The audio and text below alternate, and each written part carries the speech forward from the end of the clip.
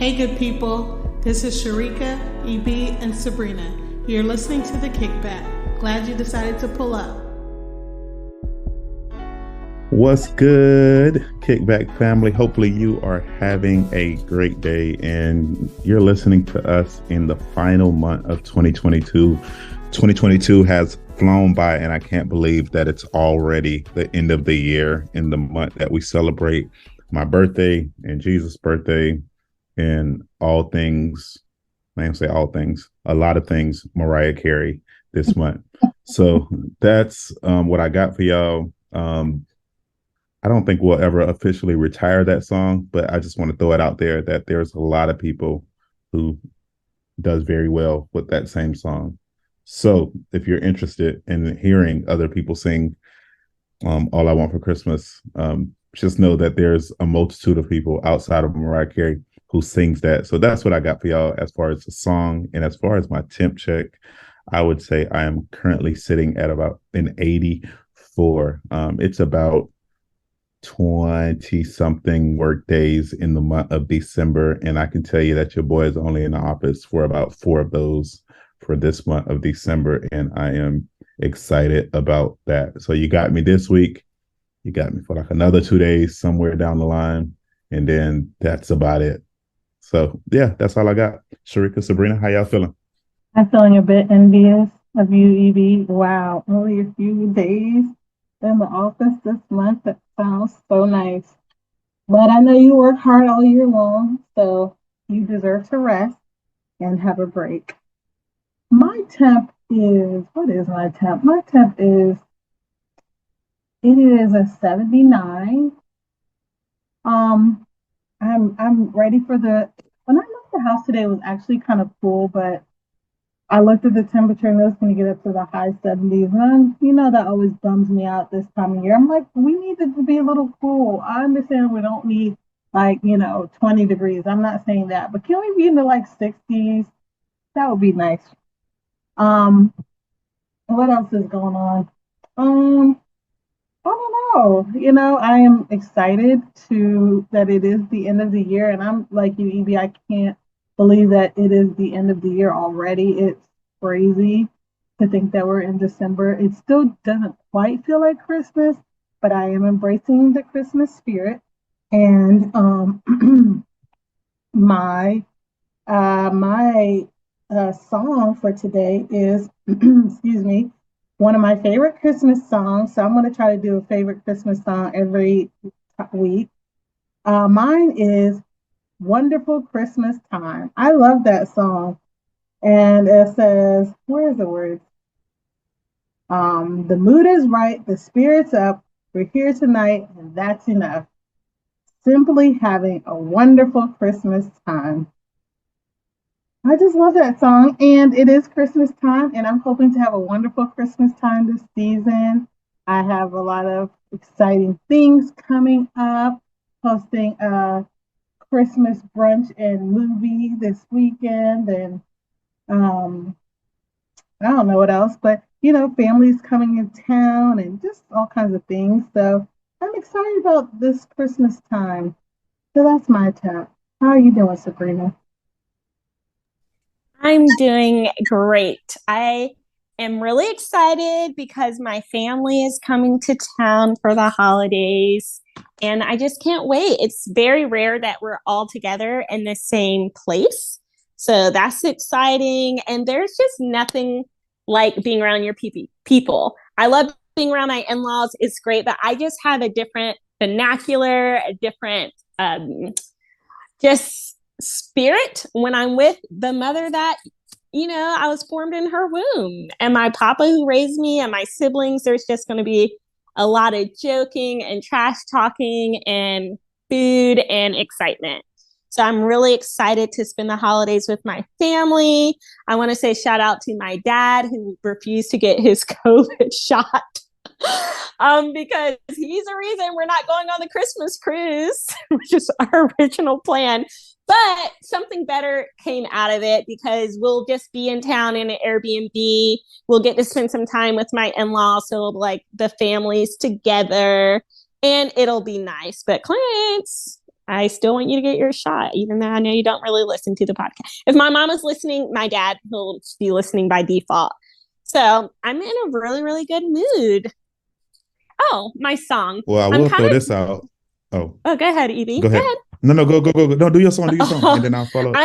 I'm torn because there's a song that has a great second verse that's beautiful, but the beginning's really depressing. But I wanted to do what Cherika's doing and stay in line with like, oh, the holiday songs kind of thing. And there's a holiday song that says the best is yet to come. But like I said, it's by Ben Richter. Only everything outside of the second verse is really depressing. So I'm going to hop over to Miley Cyrus. It's The Climb. Y'all, this song is so good. Cherika, EB, y'all know this song, right? Yes. Yes. Second of all, Miley Cyrus can really sing. I know there's some antics, and I think I was too old to dive into the Hannah Montana era, but the girl has pipes, and we can't say that about everyone. Even some of my favorites, they sing better than me, which Cherika will tell you. We recently had a karaoke session, which I thought everyone sounded good, but when I went in the house, I was like, oh, we don't sound the way I thought we sounded, including myself.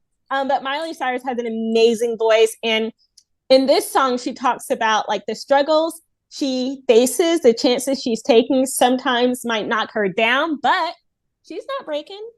She may not know it, but these are the moments she's going to remember most. There's always going to be another mountain. True.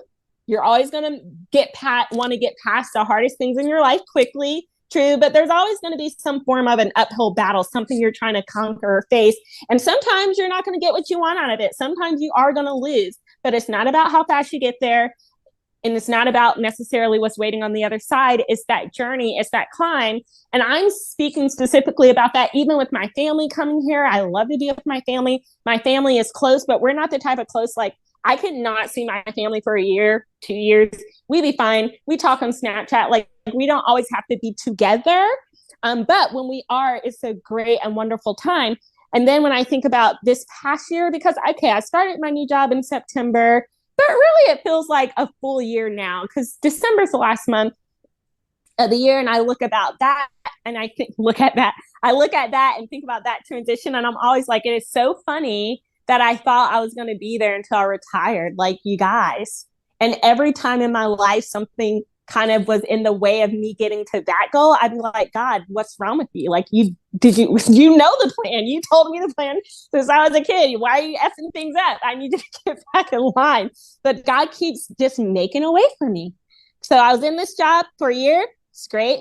Got another opportunity that I never thought I would get. And it's not the opportunity I wanted. My community has this department called talent development. Anybody who knows me, you'll hear that word talent development and you'll be like, Sabrina, that's right up your alley. And I'll be like, right, I know. But what happened with that was I ended up getting a mentor from that department. And shout out to my company because they're really good with their corporate mentor program. I feel like any organization, company, if you want it to grow, if you want your employees to feel supported, do something like that. Shout out to Cherika and HR. You can make it happen.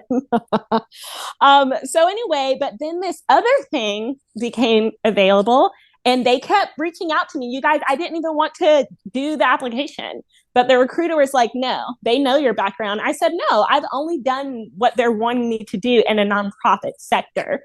And they were like, no, we want you. When I had the first interview, I was like, hey, so I've only done this with the nonprofit sector. And he said to me, I actually really love people who work for nonprofits because they know how to stretch a dollar and they usually know how to do the job of more than one person. So they're usually really hard workers. And I was like, well, ain't that the truth? Even Cherika can tell you. So I'm like, okay, the things that I'm thinking are like the things that somebody would see as a weakness and not my strength are the things that this person is seeing as a strength. Once again, it says senior corporate communications community and vibe, right? Right with the C-suite, which the C-suite is what you call like the CEO's office. So I'm like, do you want me up there? Do you know who I am? I'm the theater and the dance girl. I'm the Christian girl. Like, sure, I've done some things that I am like happy that turned out well in the past, but I don't know if I'm ready for that. Everything in my life, the Lord kept passing me through, being like, no, you're ready. This is your next step. Y'all, why am I starting the new job January 3rd? with the same company, which is great, but it is so much more in line with who I am. And it's funny because I asked God when I left my other job, I said, I don't want to do anything I love. No one can pay me to do something I love. I want something boring. I remember I always joke about telling my husband, I want to work for a cabinet company. I was looking at this cabinet company during the pandemic. I said, I'm tired of these people. I'm tired of this rat race. I want something that's like mind numbing that I can shut off. And that was great. I needed that in that season. But now God is moving me on to a next season. And I'm really excited. And I was like, God, I'm annoying. And I said that to my husband too, because after doing the thing I literally prayed for, which I prayed for a boring job, the Lord was like, no, you're not going to want to stay there. And he's right. I was like, man, I'm bored. I miss excitement. So now I'm stepping into that. It'll be incredibly exciting. It'll be something incredibly new. I think my official title, even though it's a senior manager of corporate communications, is senior manager for enterprise internal experiences. I'm like, okay, I can vibe with that. So a lot of events, a lot of things to make the people in the C-suite, so like the vice president, the CEO, to make them look good and help them to connect with their employees in meaningful ways. So that's where I'm like, you know what? I'm going to let go of old me, which was like, this is what I'm doing for 20 years. Because in the job I had now, I was like, okay, I like to latch on to something and just know, right? I think most of us do. I like to know what my next plan is, know what my next step is, and this is my future. But I'm like, you know what? 34-year-old Sabrina, I'm not that person anymore. Whatever the Lord says and wherever the Lord leads me. And we say that, but sometimes we don't mean it. I was very, to the point I couldn't pray, you guys. So mad at God when I left the thing I thought I was going to do forever. Because I just felt like he was messing up the plan. And I had an attitude. And all he had to do was A, B, and C. And I wouldn't have left. But he had something different. I dare say something better. So that's where I am. I'm just on the climb.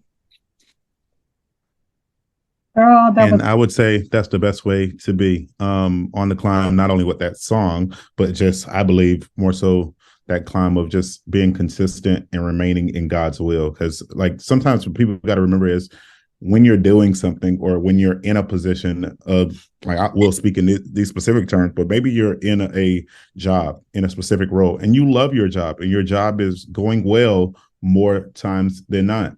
But if God sees you fit somewhere else, you have to just find ways to be consistent to that calling that he has on your life and be obedient to that.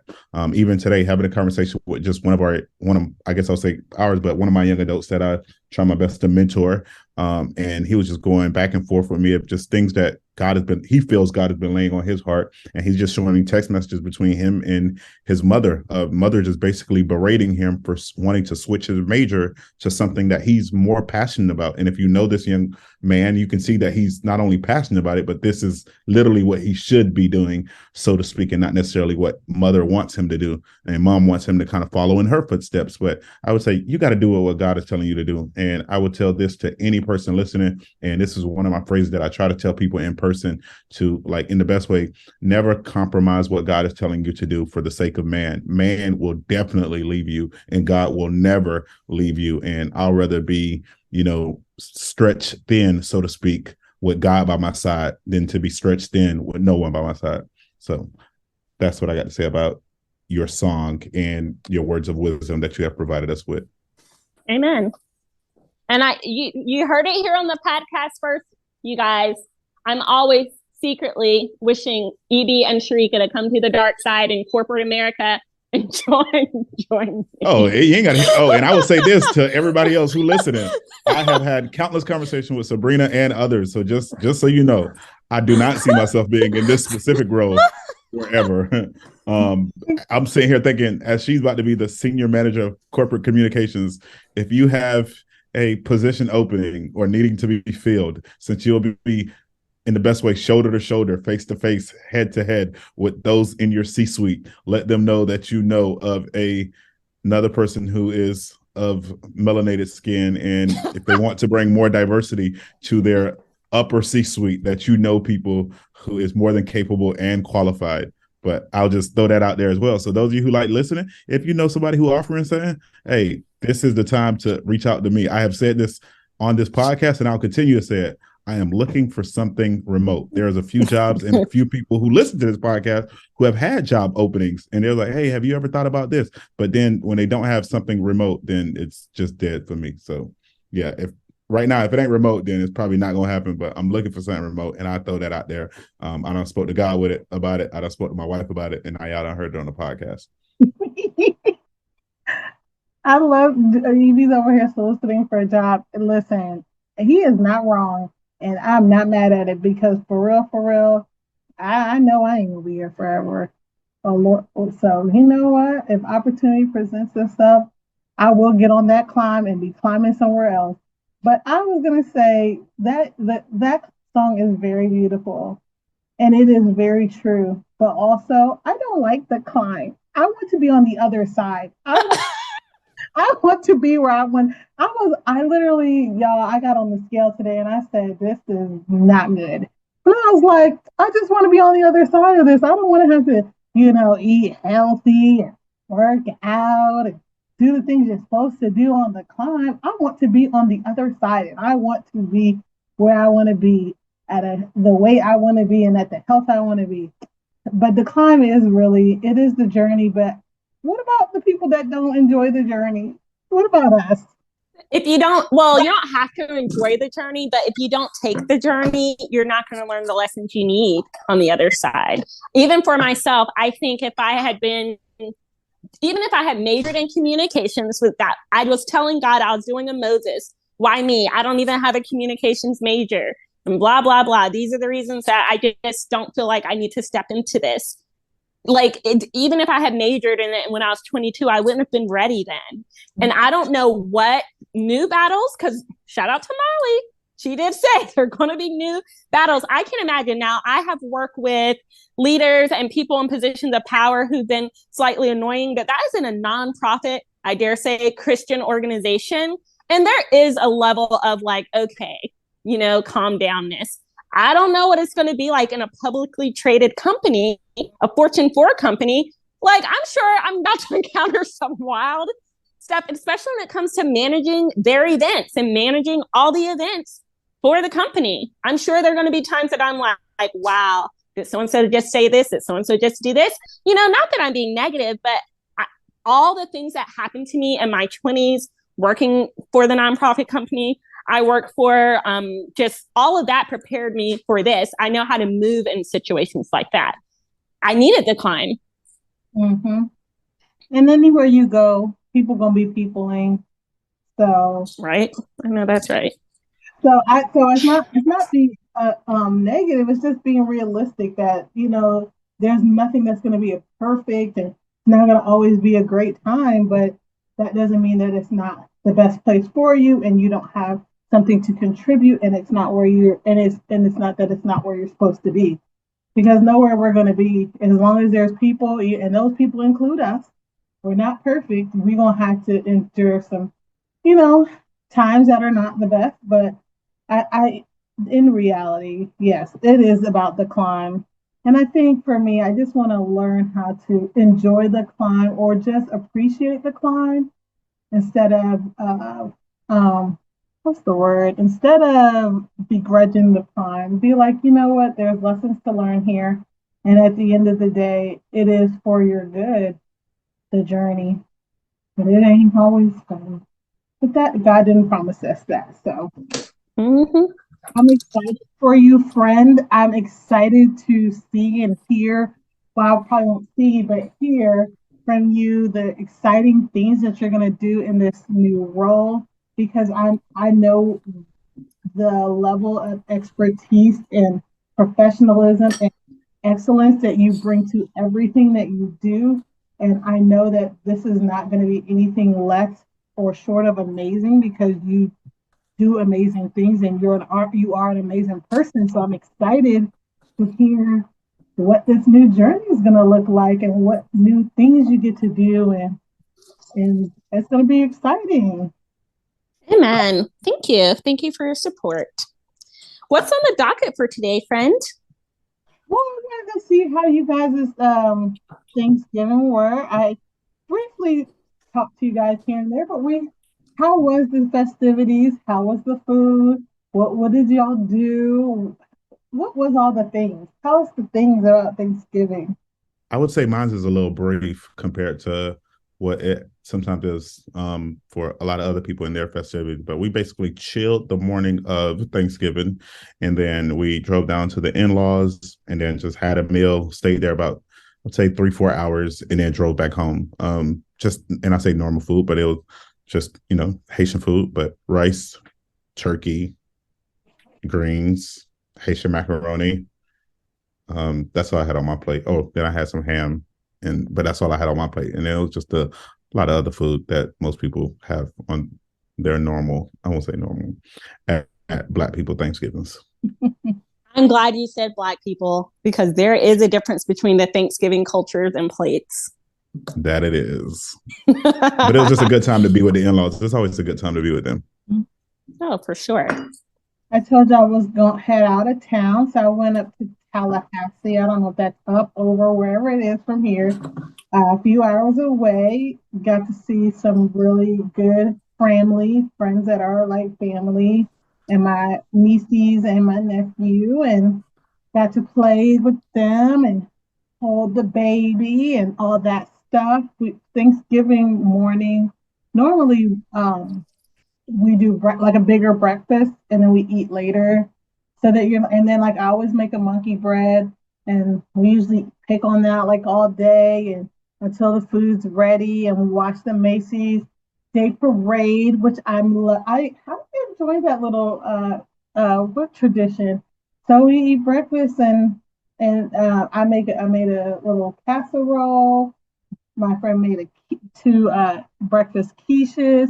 I made monkey bread, and then so we're like making breakfast, eating breakfast, watching the parade, and it's a good time. Everyone's just hanging out, and it's fun. And then we chill for a while, and then start heating up and getting all this stuff and preparing the stuff for the dinner. Then we have a nice dinner and chill and watch movies, and that's pretty much what I did for the weekend. Hang out, watch movies, eat, and more eating. And it was nice and it was fun and it was a great time. I What, love low key times like that.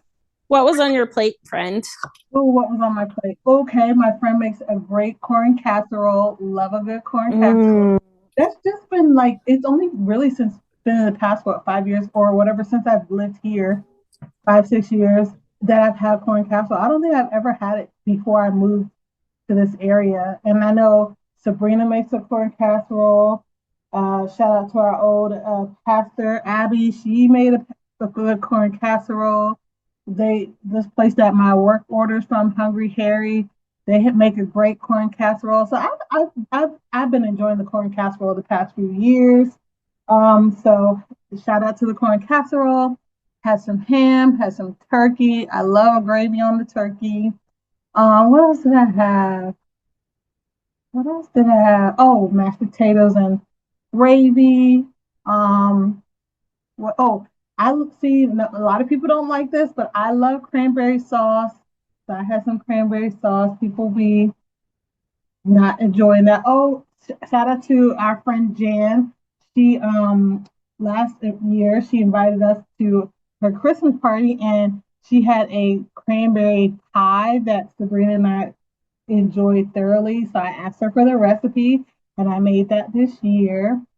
Um, I think that's what I can remember. There was macaroni and cheese. Oh, there was greens. The greens were good. Um, what else was there stuffing? I don't remember. I'm not a stuffing person. Oh, there was stuffing, but I'm not a stuffing person, so I didn't have any stuffing. I think that was it. Not a stuffing person. What? No, I'm not a stuffing person. I want to also take this time to shout out or call out my parents, mainly my dad. So my parents went to have Thanksgiving with my brother and his lovely girlfriend. They had Thanksgiving together, and my mom was telling me, okay, what they were gonna have. I'm gonna try to recount what I remember, but they had turkey, ham, they had curry chicken, they had oxtail, they had rice and peas, they had greens, they had macaroni and cheese, they had I don't remember if there's anything else. That's what I can remember right now. And if you recall how many people I said, that was 4 people. And I said to my mom, yep, that was a meat per person. That is a lot. But if you know anything about my dad, he don't do anything halfway, especially when it comes to cooking good food. So shout out to them. I missed the family Thanksgiving meal, but also I was like, dang. So that was on my family's Thanksgiving plate. I love it. Um, where do I even begin? I already shared with you guys that my side of the family is coming for Christmas. So this year I kind of felt a lot less concerned about my Thanksgiving traditions because I was like, when my family's here, we'll do that stuff. So usually every Thanksgiving, I make that corn casserole that Cherika's talking about because in second grade, we had a Thanksgiving project and I was assigned that. Never heard of it. My parents made it. It was so good. And then we've been having it every Thanksgiving since that second grade. So I didn't make that this year because my father-in-law's cousin's wife has a great corn dish that she makes. And she was already bringing that. And I was like, okay, this is the first difference that I see between the cultures. And please, some of the things I'm going to share, it might not be politically correct, but I have a love for all people. Also, I've done my research between my Black friends and my white friends. Okay. I didn't have anybody of Latina or Spanish descent that I could ask about their Thanksgiving. So I found that on the white side of my family does not really do Thanksgiving in excess. There will be some leftovers, but if it was my family, the cousin would have brought the corn dish and I still would have had, we would have just had 2 corn dishes. So that was the first thing. My husband and I, we did garlic potatoes, mashed potatoes, and we did macaroni and cheese, which in my family, mac and cheese is a standard for Thanksgiving. Cherika and EB, is that a standard for you guys' Thanksgivings or no? Yes, it is. Okay, thank you. Right. So I didn't realize it wasn't a standard for a lot of white people that I know. I had another white friend. I was asking her about her Thanksgiving. She showed me her plate and I was like, no mac and cheese. She's like, oh, we've never had mac and cheese for Thanksgiving. I was like, ... And then Doug's cousin, Doug is my husband, if we have any new listeners, Doug's cousin came and we were their third Thanksgiving. And the cousin's girlfriend said, oh, this Thanksgiving has mac and cheese. I was like, oh my gosh. And I said to Doug, I was like, probably because the other Thanksgivings didn't have any Black people. So I'm like, okay. I just can't imagine Thanksgiving without like a baked mac or mac and cheese or something. So there was that, which I giggled about. And I was thankful that Doug actually brought up the mac and cheese because I wasn't going to, once again, I wasn't concerned about Thanksgiving. My family's coming. I know we're about to throw down. But Doug, like 3 days before Thanksgiving, he was like, my mom didn't mention mac and cheese. I'm guessing we should bring it. So I was like, sure, let her know. We'll bring it too. So that was funny. But the funniest thing was when the turkey came out of the oven. Listen, Barb, if you're listening, it's nothing but love. And it wasn't me who came for Barb. Barb is my amazing mother-in-law. It was her mother. Because usually grandma makes a turkey, but I think I mentioned on the podcast, grandma hurt her hip. So she's still, getting used to moving around like that. But grandma had her eye on the things. When that turkey came out the oven, grandma said, why is the turkey not brown? And you know how somebody will say something and everybody just keeps talking like they didn't hear it? About the 4th or 5th time grandma said it, my mother-in-law was like, it's fine. And I was wondering, low-key, I was wondering with grandma, is it fine? Should the turkey be brown? Grandma was basically like, I'm pretty sure it needs to be brown. I cooked it every year for all these years. It needs the seasonings and all that. I tasted the turkey. It was fine, but I found that to be hilarious. I was also just aghast that we didn't have cranberry sauce. Once again, if my family had not been coming, I would have just been ready on deck with the ocean spray can of cranberry sauce. One year, my mother-in-law homemade cranberry sauce. That was very good too. But it's just things like that that are so like traditional and standard for me at Thanksgiving that, hey, I will never take for granted again. If I want something to be at the Thanksgiving, I'm going to bring it. Except for a brown turkey. I'll just have to rock with whatever turkey we get. So those were like the little funny things about my Thanksgiving. And after that Thanksgiving day, I did start taking a poll between Black people I know and white people I know is like, what do y'all Thanksgiving plates look like? And you're right. Black people, we be bringing the mac and cheese, and we be bringing a whole bunch of other unnecessary stuff. Spaghetti, ribs, seafood. It's crazy.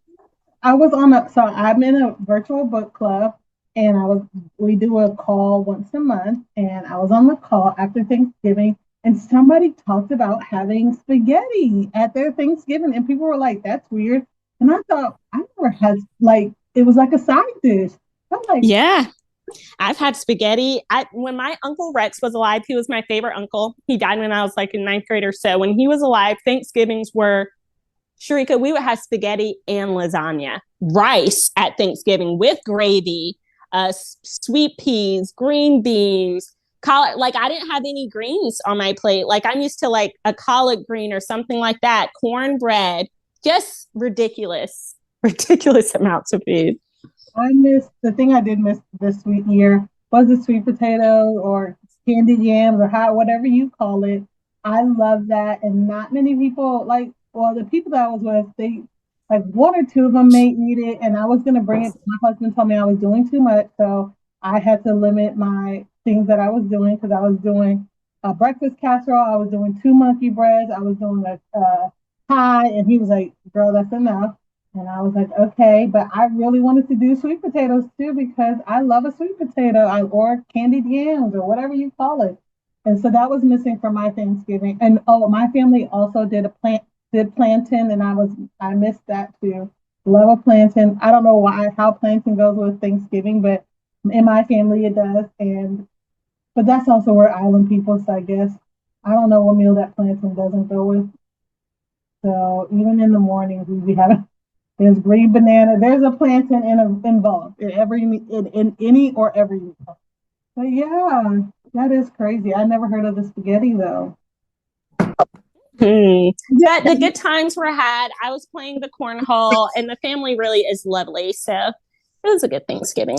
So Sabrina, is the spaghetti with meat sauce? Is it just with just red sauce, or is it just the noodles? Oh, definitely meat sauce. And like you said, your family had a meat for every person. Girl, we would have, the little shrimp platters with the cocktail sauce. Mm-hmm. We would have that going. It was just insane. And turkey and ham. Mm-hmm. We always have turkey and ham too. Oh, you do? See, I'm used to just having turkey and ham. Oh, we all have turkey and ham. Yeah. After my Uncle Rex passed, because he was the type of uncle. Imagine if EB didn't mind letting people into his home or going to other people's houses alive. So he was as social as EB, like just a lovable, like one of the best people. Everybody was your cousin and stuff, but then all those people would be there. And after he passed, Thanksgiving suddenly got very small because the rest of us weren't having a whole bunch of, I shouldn't call them randos, but randos. You just limited your surroundings. We got a cousin like that. I got an older cousin like that, Thomas. He's in the best way, the same way. Like even growing up, like that's one cousin. He hasn't passed away yet, but that would be one that would be a big blow to our family because of the amount of people that he just lets into his home. And then for him also, it's not just family. It's people who don't have family, people who have limited family, people who don't travel out. So you're like, who's that person? I know they're not related to me. They're like, oh no, they're just cool with Thomas. Or they cool with that person, and Thomas was like, it's cool for them to come through. And he's big on cooking and he's big on family time. I wouldn't say he's as social as me because he's more like, believe it or not, he's somewhat reserved, but he's just a big teddy bear, so to speak, with open arms. So definitely, yeah, he different. I couldn't be that way like him. I was gonna say something I don't even remember, but I remember now. I was gonna say. Something I didn't do, which I normally like to do after Thanksgiving or Christmas when we have the ham. I love a fried ham in the morning for breakfast after Thanksgiving like that. I don't even really love the ham during the Thanksgiving meal. It's okay, but I be wanting the ham because the next day I want to fry the ham with breakfast. Because it'd be the Christmas or Thanksgiving ham fried in the frying pan the next day is everything. But also, I do like the ham on a Hawaiian roll. The ham on Hawaiian roll is legit. That's how I like my ham. I don't want the plain ham by itself. It's either on a Hawaiian roll or fried up the next morning. So, that does sound good. Oh man, I missed that this year. So guys, did you Black Friday shop? Did you run out there? Did you go to bed? Did you take a nap after your Thanksgiving meal to get to the stores at midnight? Or was you home chilling or relaxing? Were you in the Black Friday hype? Definitely was not in the Black Friday hype this year. Did not do any shopping for Black Friday, for whatever Saturday, Cyber Monday, none of that. Like my bank account stayed relatively intact. I didn't really have anybody to go get Christmas gifts for. One of my nieces kept on bothering me, or I won't say bothering me. She was inquiring about books that she wanted. She was like, it didn't have to necessarily be for Christmas. It could also be for her birthday, but her birthday is the week before Christmas on the 18th of December. So got her some books, but that was through Amazon and it wasn't necessarily for Black Friday or Cyber Monday or any of that. So one thing I try to do, and I think I mentioned that on the pod before, like for siblings or for nieces and nephews, you just kind of get like one good gift for your birthday. Hers wasn't the books, that was just a random gift. But she'll get something for her birthday, and that's about it. I don't think she listens to the podcast, but she'll likely get a laptop that she wants because she's supposed to be doing dual enrollment in January after forcing her for the past year and a half. So that's for exciting. me and my wife to support her in this educational journey, getting her a laptop so she can be able to make sure she get her work knocked out when she needs to get it knocked out. I need an Uncle EB. I know. I was just thinking, where's my Uncle EB? Oh, I love it. That's great. But I love that she wanted books. I love that. She is like super, like, and I don't say this because I know some of my nieces and nephews do listen. Shout out to Tyree. At least one of my nephews. I don't know if my nieces do. They probably do, but I know one of my nephews do because he'll talk to me about the podcast from here and there. But I would say out of my 31 nieces and nephews, Andresa and Tyree are probably the smartest, and I'm saying smart as in book smart and intellectually book smart and street smart.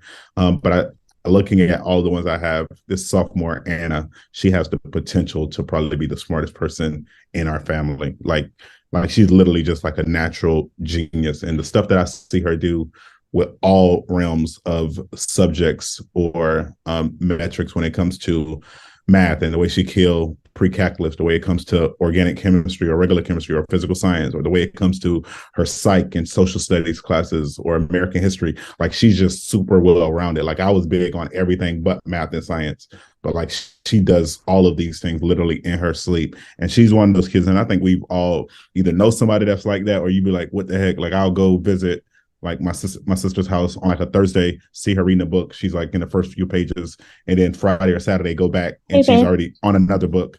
And I'd be like, can you do me a favor? And Sabrina, you're not unmuted.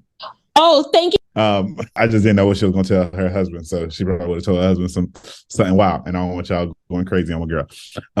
But she's just extremely smart in the way that I see her pick up on stuff and read books like this. I'm just like, dang, like, you know, and I don't want to toot my own horn and be prideful, but I'm like, after my brother passed away, I didn't think it had potential for somebody in the family to be smarter than me, but look like it got somebody that's going to be smarter than me, and that kind of hurts me a little bit. You should be happy, EB, because it doesn't take away from your smartness. It just elevates everyone. Yeah, I naturally elevate people. It's just when somebody say, like, when you can just go to a room and be like, I'm the smartest one here in our family. Like, now granted, usually I don't like being the smartest person in the room because I love learning. I'm an avid learner. And also I will say it doesn't mean you can't learn from people who are not intellectually more inclined than you, or even in the streets. Like you can learn from anybody. But when I do that, I can easily just go, hey, I'm the smartest person in this room, and street smart, book smart, whatever you want to call it. But like I feel like in a few years, like 4 or 5 years, I even think like her low 20s, I think she can come through and be like, yeah, they're there. I'm the smartest person in the family now,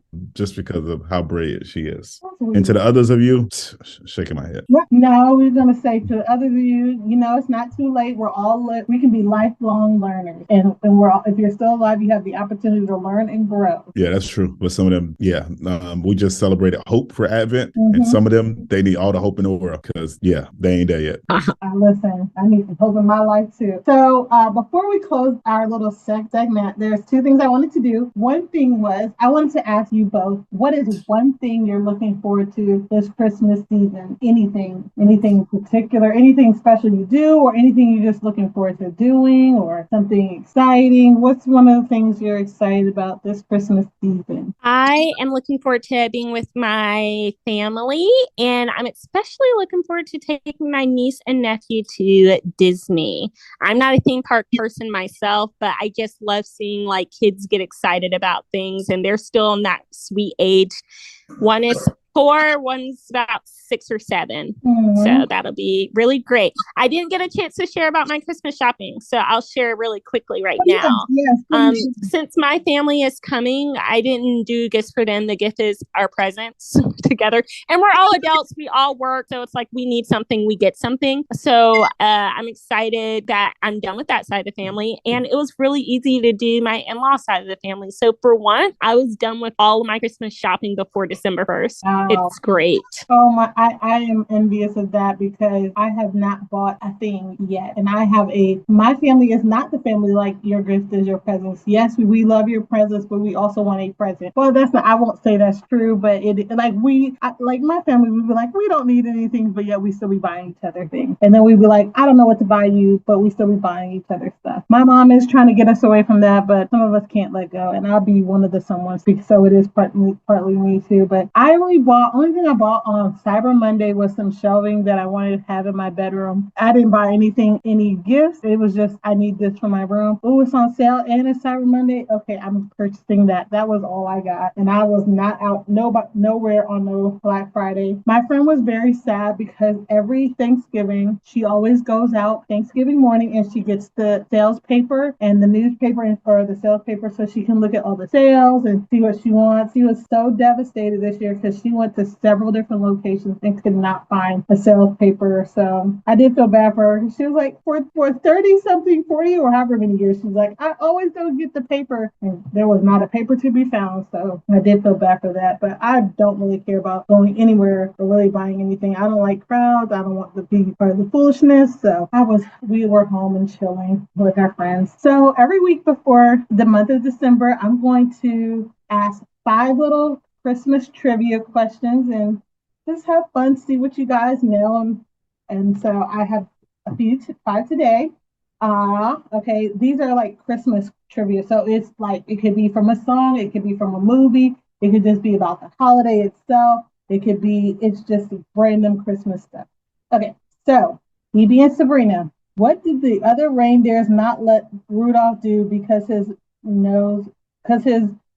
shiny red nose? Be a part of the sleigh crew? Like they didn't wait. Rudolph the Red-Nosed Reindeer. He couldn't play reindeer games. Yes, that is right. He was not. He did not. But that was in the song. Yep, it's from the song. He did not join in any of the reindeer games. All right. In the movie A Christmas Carol, this is the one with the Scrooge and Tiny Tim. How many ghosts show up? 3. No. Yeah, past, present, future. I feel like this is a trick question because I want to say only 3 ghosts as well. It is sort of a Christmas. It is sort of a trick. It is 4 because remember his friend that died, the guy that died, the other one that was his partner, Marley. So it was a ghost of the present. It was a ghost of Christmas past, present, and the future. But then it was also his friend Marley, I think was his name. He was also a ghost. So it was 4 ghosts. Okay. Evie, we watched a little clip from this movie yesterday, so you should be ready for this. In the movie Miracle on 34th Street, which by the way, I've never seen that movie, is based on a real life department store. What is the department store? Was it Macy's or was it JCPenney? JCPenney. I was going to say cast your vote and then I'll let Sabrina cast her vote. But I was thinking the same thing, not JCPenney. What do you want to go with, Evie? Why that tickles me, but it does. It tickled me too because I was like, I've never heard a movie about JCPenney. Me either. But why not? Why not? Why not? I love a JCPenney though, for real. Me too. I rock with it. And it was less expensive than Macy's because Macy's was high. I like JCPenney. EB, which one are you going with? Oh, I said Macy's or JCPenney, but I would go with Macy's if I got to pick one because that's the most popular store Sabrina, did you have of the two. So you probably ain't doing one. Yeah, I'm going to say set in New York. I'm going to go with Macy's. Yep, it is Macy's. All right. What are two most popular names for Santa Claus? Like other than Santa, what are the other two popular names for Santa Claus? St. Nicholas. That's And one. Chris Kringle. Yep, that's the other one. And this is our last one, and this is a pretty easy one. Elvis isn't going to have a white Christmas. He's going to have a... I don't know that. I don't know nothing about no Elvis. He's going to have a blue Christmas. I don't know. Yes, he's going to have a blue Christmas. He was sad during Christmas, and he was going to have a blue Christmas without his honey bunny. Mm-hmm. So cute. Outside, he stole people's music. Oh my gosh, we need to talk about that in depth another day. But for today, I stole a black man music. I know that much. Look, he grew up in a neighborhood where Black people are actually the majority, and he grew up going to a Black church. So for him, that style was what he knew. And I think often in our culture, when someone doesn't look like us, emulates us, it's celebrated versus when we're just doing our own thing, and versus when we do things that are, somebody might say, is more typical of a white community. We see this all the time with white rappers, and we're like, oh, we'll lift them up. But then with Black country singers, they talk about how it's such a struggle. The only one I really know of is, what's his name? Darius. Oh. No, I was talking about Black country singers. I can name a lot of white rappers because we are open to other people, in our community, but vice versa is not always the same. That's the heart of what I'm saying. Because name some Black country singers. I know of that Black guy, and he's good. Darius Rucker, I think is his name. And they do have a few more coming. There's like one or two Black women. And then there's this other guy, Jimmy Allen, and I only knew him because anyway. He's a recent, but it's only like in the recent days. Country music, has been around forever. And we've been in the country since forever. So anyway, I actually really love country music. I said all that because the whole Elvis thing. I'm not saying he didn't steal anything. I just didn't know he grew up around Black people until I saw the movie. And for him, he in his personal life was always very much open about that and really respected what we brought to the music and arts field. I was listening to some radio program very recently, and I don't know what, I think it might have been something my husband was, I don't know. But they were talking about this and with Elvis, and you need to Google Ray Charles's interview about Elvis because it's hilarious. But there was this Black man, I don't know what he wasn't as popular, but he had the exact sound that Elvis does, and he even sang one of the songs, and I think that's definitely what people. Yeah, I would say for me, I think it was Lil Walter, but for me, it's not necessarily about the mimicking or saluting or applauding a genre or the art form, because talent is talent, and you can't, in the best way, you can't deny talent. I know people have their opinions on what they would consider talent or not, but for the most part, when people get to make an impact, that's what it is. But for me, I think it was like a few songs, and it might even be like 4 or 5 songs that verbatim lyrics for lyrics were the same. And now granted, I know in some parts of music, I even think about singing or contemporary or Christian music, anybody can do a voiceover or a cover, and nobody in the best way says anything. But at this time, this person wasn't Elvis. I say this person, Elvis wasn't crediting this individual of saying, "Hey, I'm doing Sabrina's song, this Sabrina words or lyrics." He was passing it on as his own when he was on tour and stuff like that. And so that's more so. But we can definitely talk about it another day. But I know, Sabrina, you gotta close us out with what you're doing for the month of December for us. Well, this is an awkward transition. And y'all know I am all about our people. I truly am. If you guys ever met my mother, there's no way I couldn't be. I have pictures of myself in kindergarten at protests and stuff, civil rights movement. She's just always been on that Black pride all day, every day. That being said, there is a line, people. I'm not here for Black Santa. I'm just going to say that. I know it's a spicy take, and people are going to try to take my black card, which you can't because I was born with it. The Lord embedded it in me. I can do whatever I want, and you can't take my black card. I'm going to be black to the day I die. That being said, here's my thing about Black Santa. Where are we going to draw the line? I grew up with Black Jesus. No, come on. I've heard it like Black Jesus, but the Black Jesus I grew up with in my house, y'all, he had abs, and most Black people know what I'm talking about. The one with the dreads and the abs. And he's actually really fine. I should put a picture of him on our Instagram. But it's just like, okay, Santa Claus is based on a real person who was from one of the Caucasus places of like all time. He was based on a white man. Now, how would we feel if people were like, oh, Michael Jordan, the best, Jordan, da-da-da. We need a Latino one. We need an Asian one. We need a white Michael Jordan. It would just be like, okay, but also Michael Jordan is a Black man. I'm seeing it everywhere, and I like, okay, we need more diversity and inclusion. And I'm not going to lie. Did my mom have Black Santa stuff? Sure. If I have a kid, might I have a Black Santa thing or two? Why not? But in my heart, I'm like, okay, people, what's next? What are we doing next? How do y'all feel? Are y'all for the Black Santas, or just like, this is actually a real person, so we can't just be like, okay, well, they're also Black? So my life is different from other people in Santa. I am for parents telling them that they got them gifts. That's what I'm for. Or whoever got a gift, you got it, and say you got it. I am not here to be the dream killer and tell kids that Santa don't exist, but I would just want them to know. I would want them to know the truth. And I only say that not in a way of like, hey, this, that, and the third, because we can go on a whole theological discussion of why this isn't it. But that's not what I'm on right now. I'm just, I would say, yes, I'm for the Black one, for the white one, for the Hispanic one, I'm for the Asian one, I'm for whatever that you're doing. But I would say to make an emphasis that those gifts came from whoever they came from. And I only say that because for me, EB, if I'm giving my sister a gift for one of my nieces or nephews, or one of my brothers a gift for one of my nieces or nephews, and they wrap it up and be like, look what Santa gave you. Absolutely not. That's what your Uncle EB gave you. Like, you done lost your mind thinking that, like, you can do that with your own gifts, but don't sit here and make it seem like Santa came off his sleigh with his reindeers and dropped 20 toys off for this one little kid. No, you better say he dropped 19 off and one of them came from EB. So that's the only thing I'm here for. Now, I will say this, that some of these people be looking crazy in these Santa outfits and or the way they be looking. Parents, y'all can do whatever y'all want because they're your kids, but stop letting your kids sit in strangers' laps. Like that part never get, like, let them just post up next to Santa if you want a picture with Santa.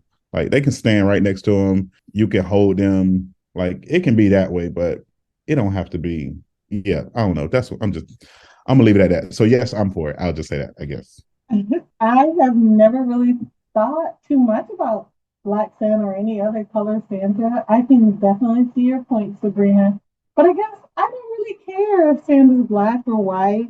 No, I never really thought about it, but I do understand. Like, this, if the man really wasn't white, that is kind of rude. I mean, if the man really was white, it's kind of rude to be like, yeah, but we also want a Black one, because that's not representative of that man. But I guess in the Christmas spirit of it all, I'm okay with, people having the imagination to have whatever. Because also the real Santa, he wasn't, Saint Nicholas. He wasn't jolly. I don't know if he was had his red cheeks or red. Oh, true. I don't know.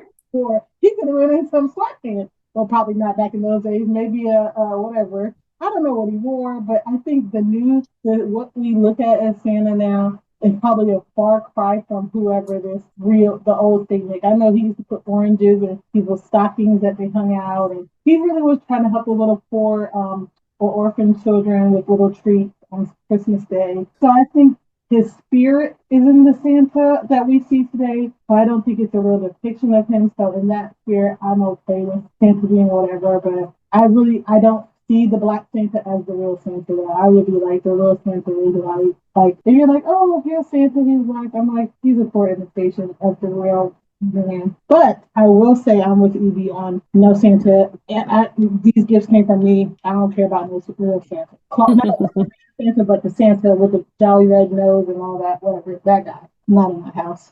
Love it. Evie, what are you expounding on today? I'm not gonna kill y'all with a long essay or a long story or dialogue. I know there's a lot of people you're maybe thinking, how do you close out this year on a high note? How do you go into January doing what you probably don't necessarily love to do or even like to do, but you're like, you gotta, secure the bag by any means necessary. So this job is not virtual, so I can't apply for it. But if I lived in this area, just because I know people deal with this all the time, and I'm not trying to be funny, but I had to deal with this as a kid and I would say as a kid and as a teenager, growing up in Inwood or whatever, or in Winter Haven. But New York City is looking for a rat Cesar with a salary as high as $170,000. Now I know New York is an expensive place to live, so like for some people, it's like that ain't enough money for me to relocate to New York. But I'm just thinking of how many people already got to deal with rats. They got them in their house, they got them in their apartment complex, they got them in their project buildings, they got them in their high rises. Like they see it when they're walking down the street. They are surrounded by them, so to speak. But the mayor of New York, Eric Adams, is looking for a leader in the city's war on rats. According to a job posting, he's looking for the right candidate who will be committed to wholesale slaughter of rodents. And can get a salary in between 120 and 170. So if you know somebody who's staying in New York and they're living and working paycheck to paycheck and they're trying to figure it out, or they just want something new, that's a crazy job that I couldn't necessarily do because, again, it's not remote, it's not virtual. But I just saw that and I'm like, that's crazy that that's the target that they're doing. I don't know. I'm like in my head, and I'm not saying to do this to those who are residentially displaced or residentially challenged or those that are homeless. But I'm like, if you got money for this, not saying New York is not helping homelessness, but like, what would it look like of just grabbing a group of 3 or 4 guys and saying, hey, we'll put you up in this government housing, so to speak, for free. And we just need you to knock out this borough and see how successful those guys are. And just, I don't know, work with people that you already have instead of looking for whatever the right candidate is. Like in my head, I'm like, how many rats does the person got to kill to get that 170? Like, what does wholesale slaughter even look like? But it's just some crazy stuff that's going on in this world. And then another thing that I want you guys to look up, I'm not going to do a deep dive on it because I have to do more research on it, but Rhode Island is either voting or have just approved one or the other reparations for those of African descent. The state had something to do with slavery back in the day, and somebody either won a claim or they're fighting a claim for that, which is wild to me. And I was just like, this is crazy. So that took me down a rabbit hole of looking at, has this ever happened before? And in Evanston, Illinois, the city of Evanston, Illinois have secured, or in their budget, $10 million for reparations, if I'm not mistaken, every year to look out for families. Their first payment happened in 2021, where they identified 16 families who were part of that specific city, growing through slavery or whatever, 16 families. Now, this is the wild part, where they gave those 16 residents or 16 family members, whatever it was, $25,000 for home repairs. Now, in my head, I'm like, that's wild that they're even doing this. Now, the other part of me is like, I would have said, thank you, but no, thank you. With that 25,000, like my family is worth more than that. Or, nah, I don't need home repair. Like I need a whole plot or something, or I need all of this land, or that plantation that they were on, I need all of that. Like, give me that whole property for the free, no taxes. Like, treat me like some of the other tribes or other indigenous individuals who have privileges, I would say, or it's recognized in a different way on this land, where I don't have to pay property taxes for the rest of my life, or this property will never be charged, or it can't ever be seized, or it can't ever be built on, like something along those lines. But I don't know all the ins and out of that. So I would just say, start looking at where places, or identify places that have already had reparations happen in this country. Again, just mind blowing. Shout out to Rhode Island for pursuing it in that way, and shout out for Evanston, Illinois for already making payments to people for that. Still wild. I probably wouldn't have did it in that way, but the fact that those conversations are happening and some stuff are being done is a salute from me. That's all I got. I know that's right. And shout out to all of our people who growing up would be like, I'm not really Black. I'm this. I'm mixed with this. Remember that when we get our reparations, and you don't get that same percentage you were claiming to be. Mm-hmm. I saw an episode of Atlanta that was kind of about this, and I thought, this is so outlandish. But in the episode, people, like, if you're John Smith and you work at this company and you're white, and let's say you make $500 million a year, whatever, then the person could sue you and be like, your ancestors had mine in slavery. So you owe me at least half of that. And they were winning.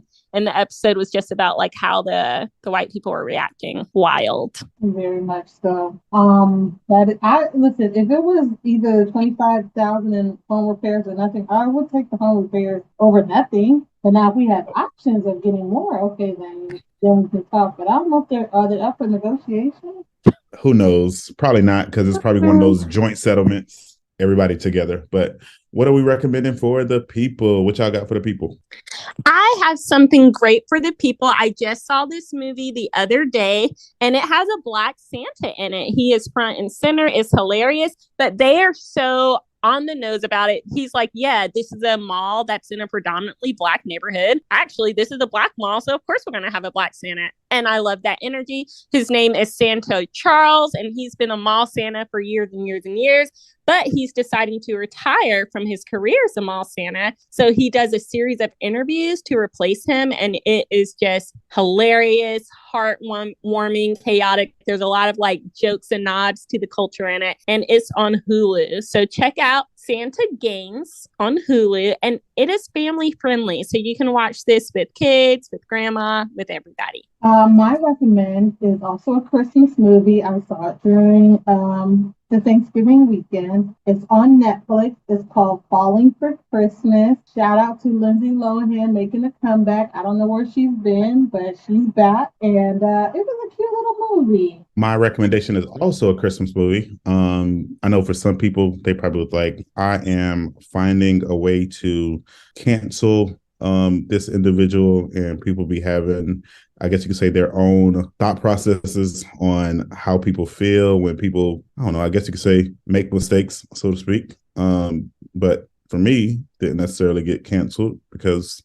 things happen, and I try my best not to reduce people to their worst moment. But I have a lovely movie for you guys from the one, the only Dolly Parton. She is on Netflix, or it's on Netflix, and it is a Christmas movie. I'm trying to get the title real quick. I want to say it's Christmas on the Square, but don't quote me on that. Yes, Christmas on the Square. So you can check out Dolly Parton, and maybe for those of you who love having people over, but you don't necessarily like hosting people over, you just like, they just want to come over, they ask, you just have that plan and then keep doing your own thing in the background, and just have them watching the movie. Because typically when movies, not everybody, every family is not like this, but some families, when movies are on, people kind of like just be quiet, or it's limited conversation, because it's always that one or two person or two or three people who really want to watch the movie. So if you have those spaces, especially when you got like people you don't really vibe with like that over, that's a great thing to do. Put it on a movie and just let the conversation be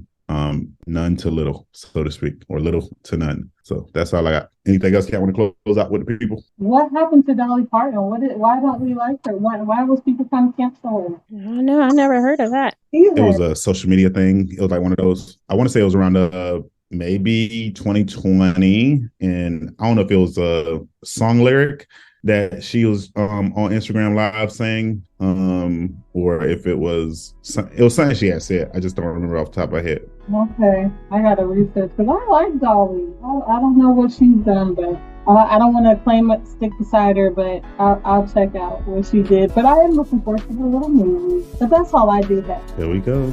All right. As always, if life tries to knock you down, make sure you hit it with an uppercut. No, I'm just playing. Make sure you kick back. Until next time.